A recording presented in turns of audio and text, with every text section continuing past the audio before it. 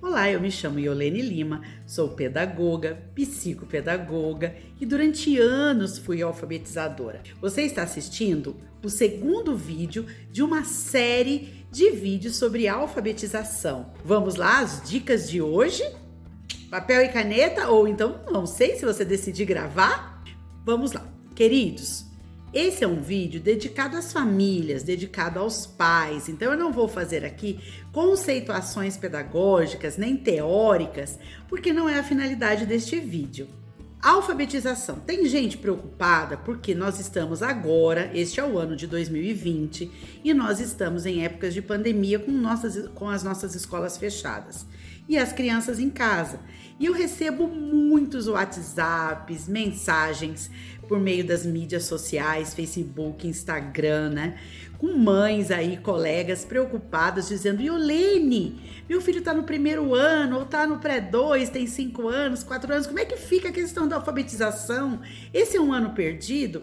Claro que não, queridos, o ano de 2020 não é um ano perdido. Nesse espaço de tempo onde as crianças estão em casa, obviamente, a primeira dica que eu dou é estabeleça parceria com as escolas, né? Leia todos os comunicados, faça todas as atividades, né? Se você tiver algum problema para fazer alguma atividade enviada pelas escolas, faça contato com a escola, diga, né, o que está acontecendo e procure ajuda. Mas, como eu disse, são dicas preciosas que eu vou deixar aqui em relação à alfabetização, a esse período que não começa no primeiro ano, como eu disse no vídeo anterior. O processo de alfabetização, ele começa muito antes da criança ir para a escola. Quando? Desde o ventre materno, né? Que a criança tem contato com o mundo falado.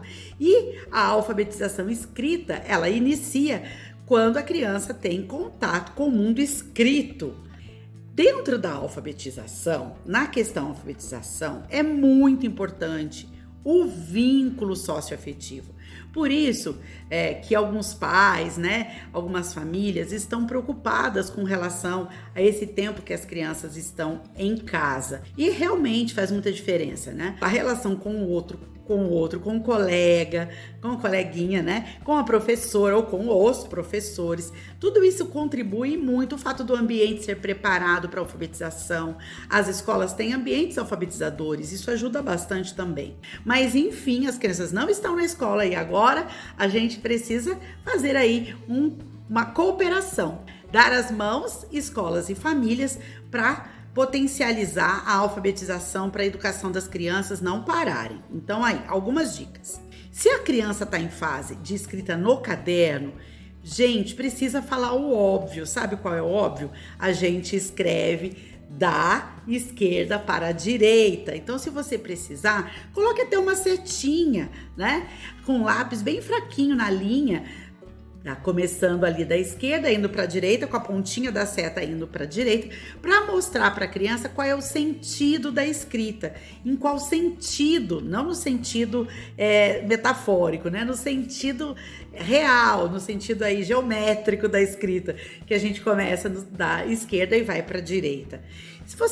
Se a criança também está nessa fase de caderno, você tem que explicar uma coisa que também para nós adultos é óbvia, que é a questão da linha. Para que a linha existe? Por que eu escrevo em cima da linha? Para organizar a escrita, não é verdade? Para ficar mais fácil do outro entender, para não misturar tudo, porque senão mistura uma palavra da frase da linha de cima com a da linha de baixo, e aí a gente não consegue entender nada. Então explique a questão também do uso da linha. A questão maior da alfabetização, amados, para uma criança, ela entender que as palavras são diferentes, mas muitas vezes possuem sons parecidos. A questão é o som. Vamos lembrar agora, nós que somos mães, vamos lembrar de quando nós ensinávamos os nossos filhos a falarem. Como é que era? A gente, por acaso, ficava mostrando a palavra para eles? Então a gente mostrava lá, caderno, e ficava segurando o caderno, esperando ele olhar e ele aprender a falar caderno? Não, como é que a gente ensinava? A gente ensinava falando. Caderno, mostrava caderno. Uva, mostrava uva. Não era assim? Mamãe, papai, não era assim que a gente ensinava? Porque o aprendizado vem pelo Ouvir, o ouvir é muito importante. É audição associada à visão, queridos. Então, as crianças precisam entender o som, que o som é muito importante. E a aprendizagem precisa ser significativa. Então, presta atenção na frase que eu vou ler aí, que vai aparecer na tela para você. O gato mia alto. O gato mia alto. Cada letra que está aparecendo aí é um sinal gráfico. Então você, familiar, mamãe e papai, você já entende isso, mas as crianças não. Que cada letra é um sinal gráfico e que esse sinal gráfico possui um valor fonético. Iolene, você misturou tudo. E agora? O que você quis dizer? Eu quis dizer, por exemplo, que o P, que a gente fala P, é o nome da letra, mas não é o som da letra. A letra P, o som dela é P, P. Eu não vou passar todos os sons com você, porque como a gente tem conversado muito aí pelas nossas comunicações, pelos vídeos, pelas lives, nós não esperamos transformar nenhum pai em professor. E essa não é a nossa intenção, né? E nem é a minha aqui nesse vídeo. É de tornar esse período em que as crianças estão em casa um período mais leve para você e deixar algumas dicas. Então, presta atenção. Olha, as letras juntas, elas formam palavras.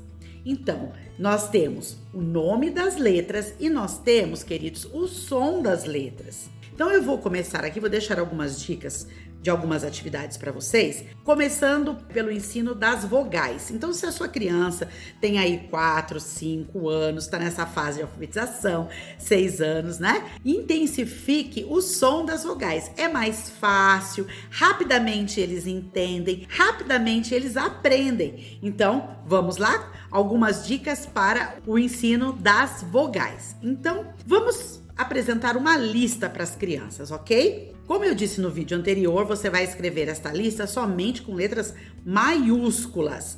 Só maiúsculas, letras bastão. Então vamos lá. A lista é abelha, abacate, amora, ameixa, alicate, avó, abacaxi, aquário, azeitona e ave. Ok? Lembra que no outro vídeo eu também falei para vocês que nós vamos trabalhar com palavras, sempre palavras concretas, substantivos concretos, coisas palpáveis para as crianças, porque é mais fácil. Depois que você escreveu essa lista, que você leu essa lista para as crianças, solicite que as crianças vão repetindo as palavras com vocês. Então, abelha, você mostra abelha e mostra para a criança e pede para ela, leia, abelha. Repita comigo. E aí você pode fazer a próxima pergunta.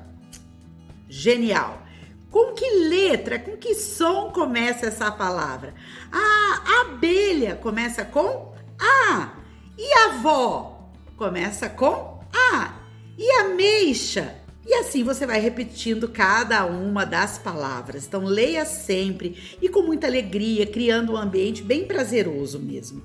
Essa é a primeira dica. A segunda é fazer perguntas para as crianças. Por exemplo, abacate. Quando ela leu abacate, você mostrou o abacate, você já falou que o abacate começa com a letra A. Você gosta de abacate? Que cor é a fruta do abacate? Faça perguntas para que a criança vá acostumando com uma coisa que a gente tem muito na nossa vida, que é interpretação de texto. A gente ouve, a gente processa, nós fazemos muitas relações na nossa mente e a criança precisa disso também. Como ela não está na escola, que nós professores somos muito bem qualificados e treinados para fazer isso, então vai essa dica para você. Vai fazendo perguntas. Se ela sabe azeitona, você sabe o que é uma azeitona? Ela vai falar, claro.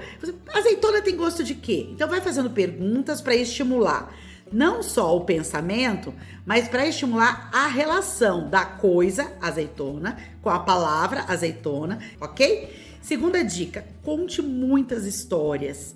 E histórias vinculadas às palavras que você está trabalhando, o que a escola mandou. Vamos supor que a escola tenha mandado uma lista para você. Então, conte histórias a respeito disso. Pode contar história, a gente não falou na nossa lista agora de abelha? Pode contar histórias de abelha, né? A segunda dica que eu vou deixar para vocês é, ainda trabalhando com vogais, vamos lá, vamos pensar agora nessas 4 palavras que vão aparecer aí na tela. Aranha, gato, cachorro, coelho.